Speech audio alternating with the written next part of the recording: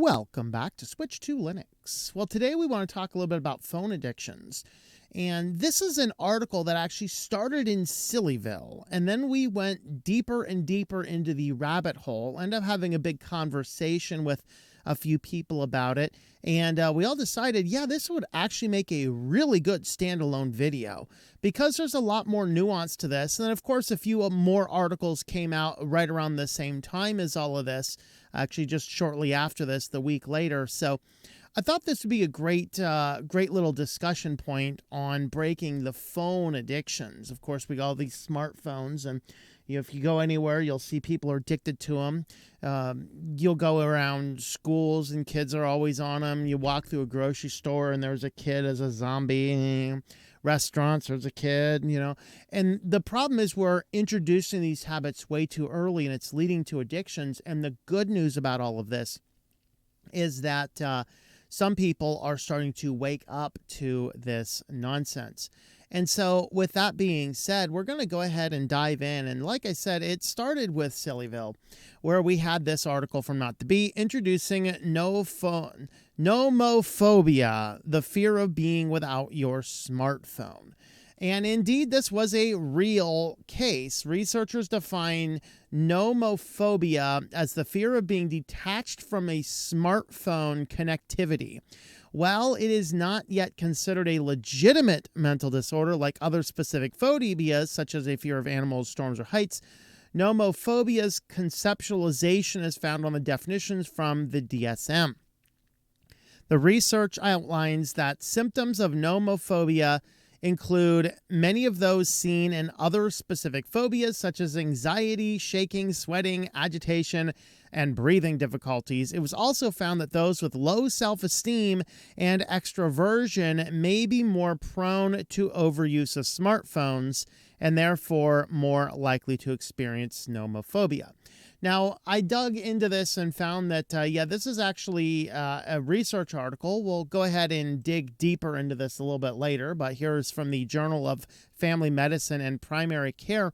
And one of the authors here, I forget which one, but one of the authors here, there is a quiz where you can measure how addicted you are to your smartphone. So that was kind of fascinating to see.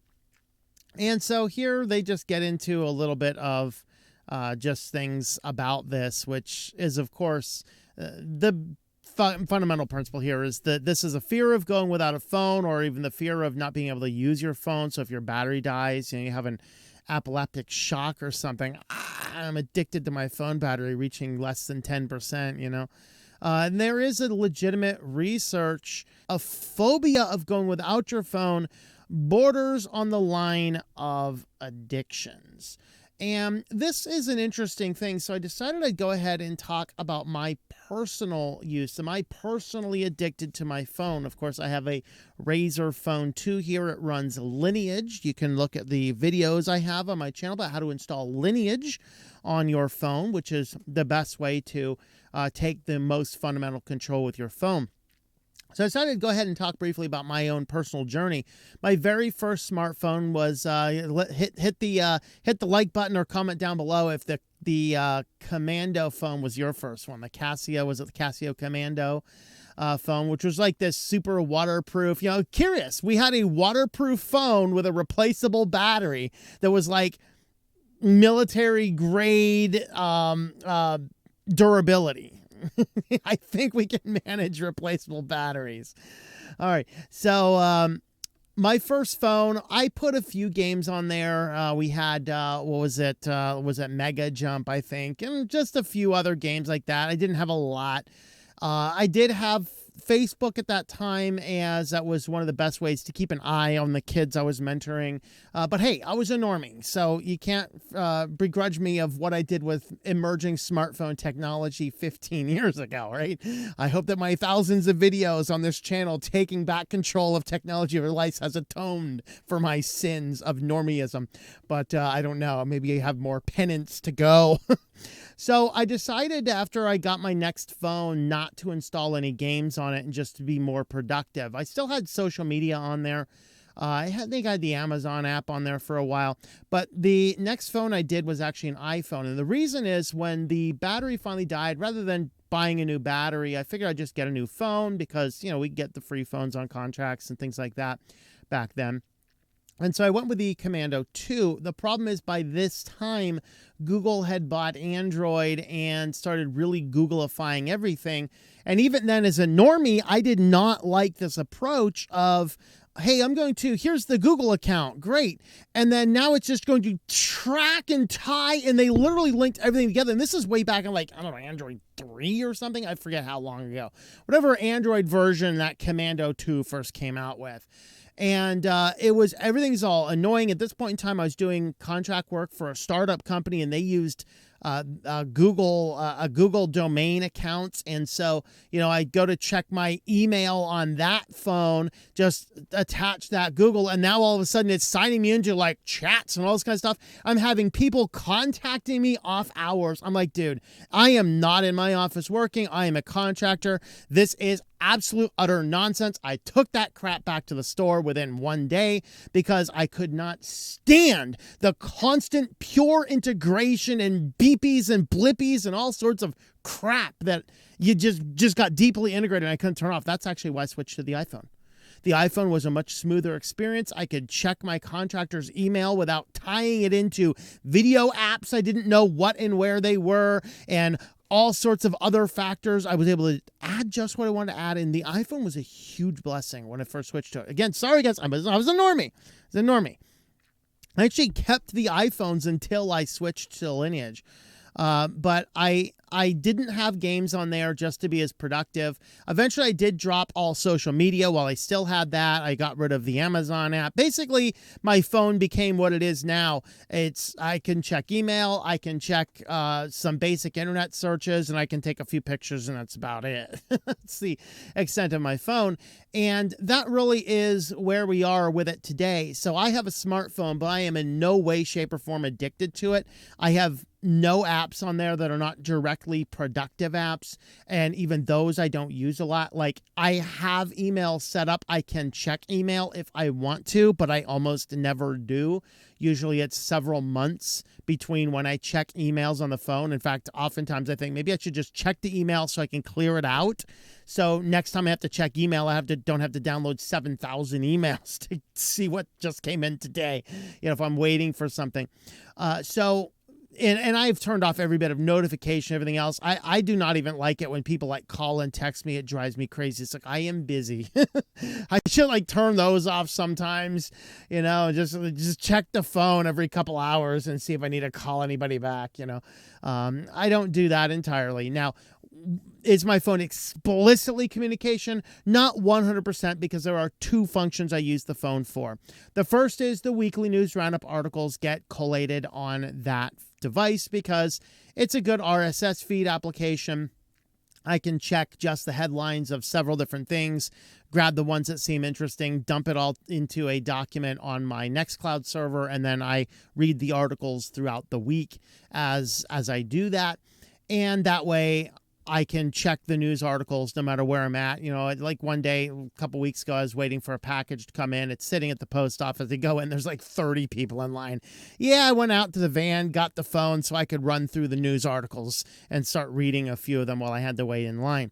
The other application, in fact, the only other application I use on there that's not a productivity or it's not a time waster, it's just an app that's not basically communication, is I did the tutorial on Anki, which is a flashcard system, which I used for studying Greek, which that application has allowed me to learn so far in not a lot of time, a lot of grammar and a lot of vocab.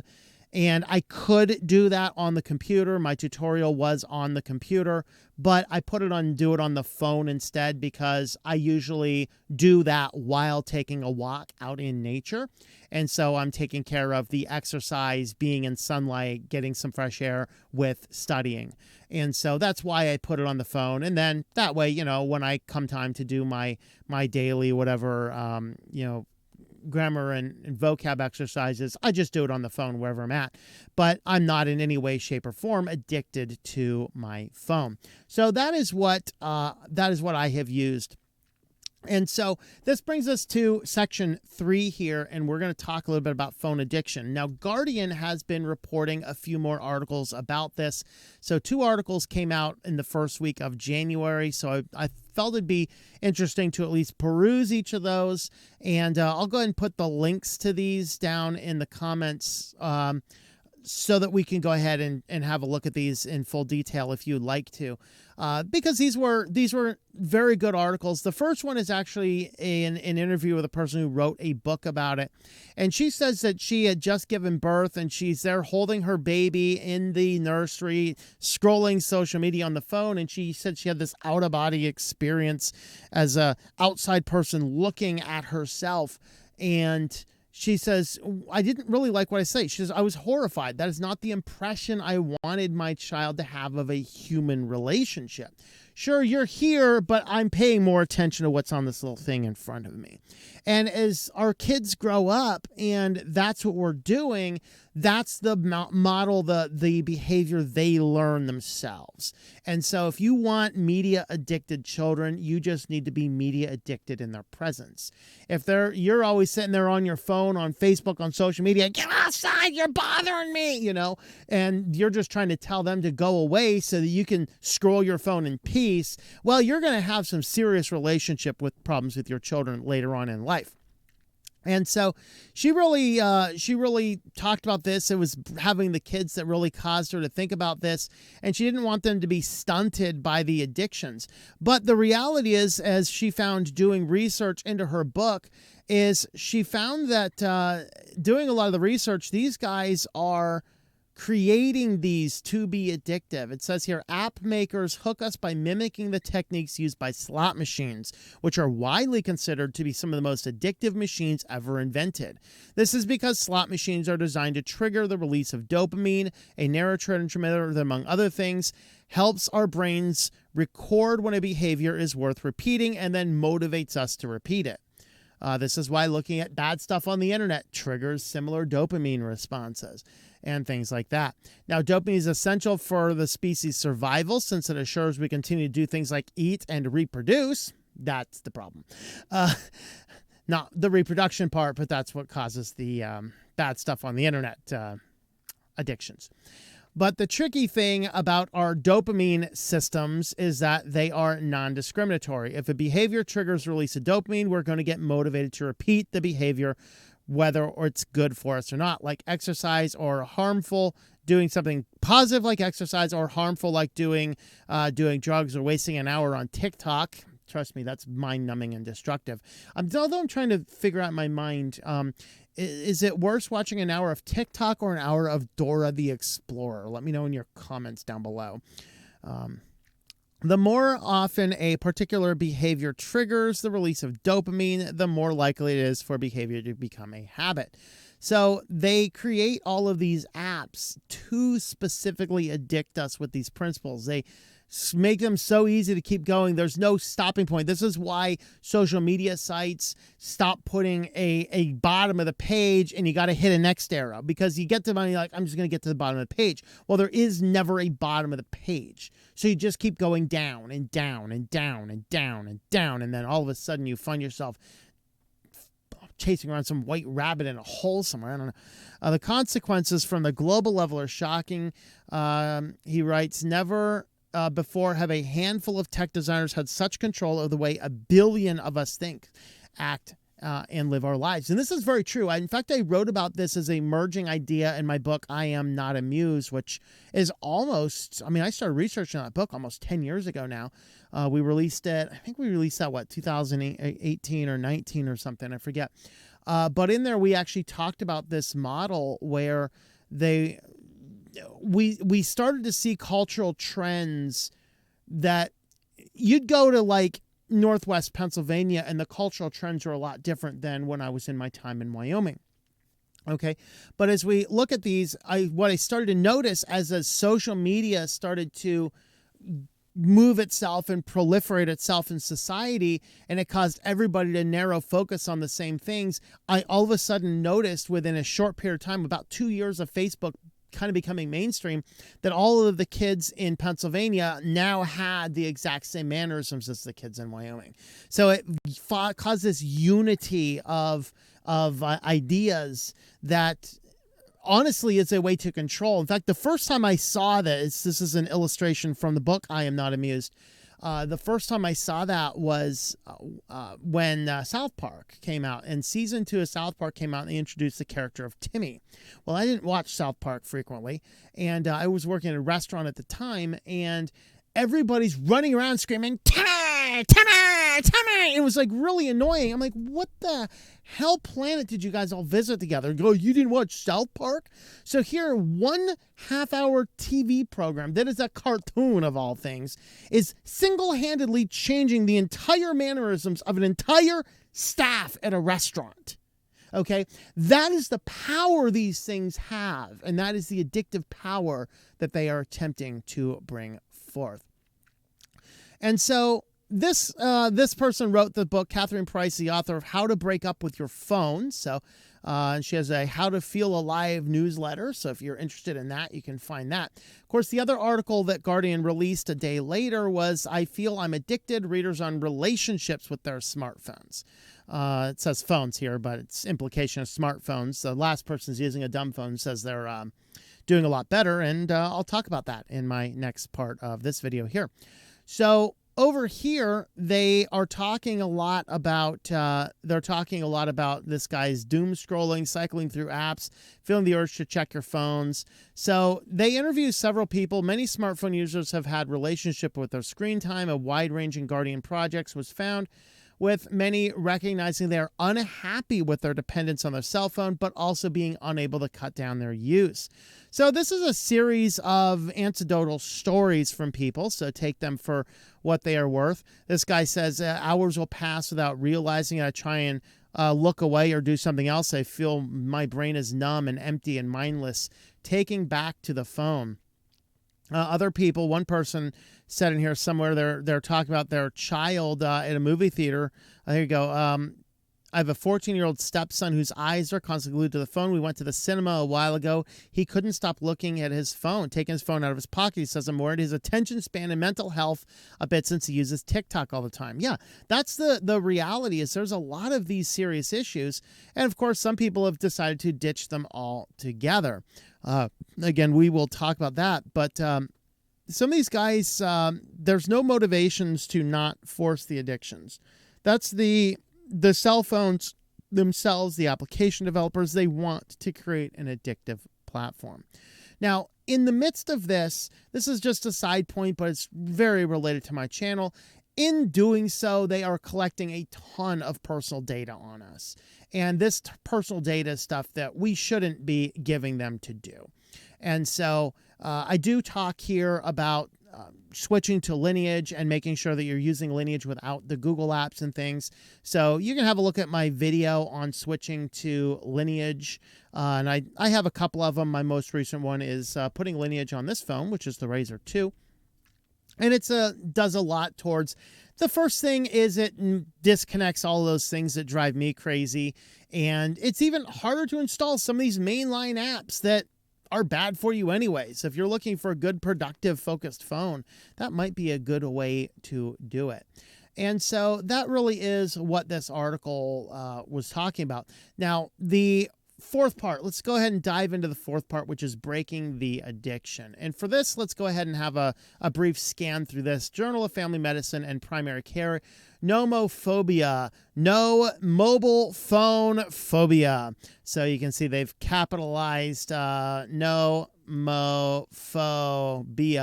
is where they're getting their name from. And this is just an abstract on some of their initial research. They're basically describing what makes a phobia, fear of certain things. They cross a little bit into the addiction line here, and then they go into it. Here's the usual signs of nomophobia. The below mentioned signs and symptoms are observed: anxiety, respiration alterations, trembling, perspirations, agitation, disorganization, and tachycardia. Imagine having heart problems because your phone is not with you. Oh, I'm going to have a heart attack. My phone's at home. Someone might be texting me a cool TikTok video to watch. I mean, Lord help us. And they talk about dealing with it, level 1 policy and law. So India, there's no limit of mobile phone use. Single person use multiple phones, adding fuel to the pre-existing problem. And this is true. Now, this really is that balance. Do we really need the government intervening and saying, hey, don't get off your you're not allowed to use your phone more than a certain time? It's not going to work. We need good adults, good parents who are themselves not addicted to the phones, who can teach their children how to live a symbiotic life with a powerful computer in their pocket, but not being addicted to it. It is possible, but we need to take some really solid steps to do it. And I don't think policy and law is one of them. I'm completely opposed to the government getting involved here. Values is what it is. Parents should motivate their children to participate in outdoor games, religious festivals. It will give them more chance for face-to-face interaction. I agree with that, but I think first and foremost, going back, if the parent is addicted to the phone, the child's going to be addicted to the phone. So you have to solve your own problem first and realize that there are bigger things you can be doing than spending your day scrolling through mindless, brain-numbing nonsense on TikTok or other social media apps on a phone. Education. Of course, parents must have awareness regarding the psychological problems with this issue. And this is true. I do like the idea that some schools are starting to say, hey, we're going to ban, I think it was a school in Tennessee, I just remembered it right now. I didn't pull the article up for it. But there was a school, I think it was in Tennessee, that banned smartphone use in school for all students with very narrow exceptions for medical exemptions, like a few medical things. And even some of those, they said, well, the phone has to be the last ditch effort. So it's not like, well, the app will tell me if I'm low in blood sugar. It's like, will a monitor tell you you're low in blood sugar? Okay, get the monitor. True. And so what they found is after less than one semester, the absolute competency of every child completely skyrocketed. That's the thing, is we have dipped our culture into the boiling, into a cool pot of water, and then we cranked up the heat on the stove, and that really is part of the problem. Now, they talk here about prevention, should be settings-based approach, and then medical treatments. Of course, since there's no official diagnosis, there's not going to be really any medical treatments until there is an official diagnosis, although you could probably tie it into other forms of irrational fears of unknown origins or addictions of other causes, things like that.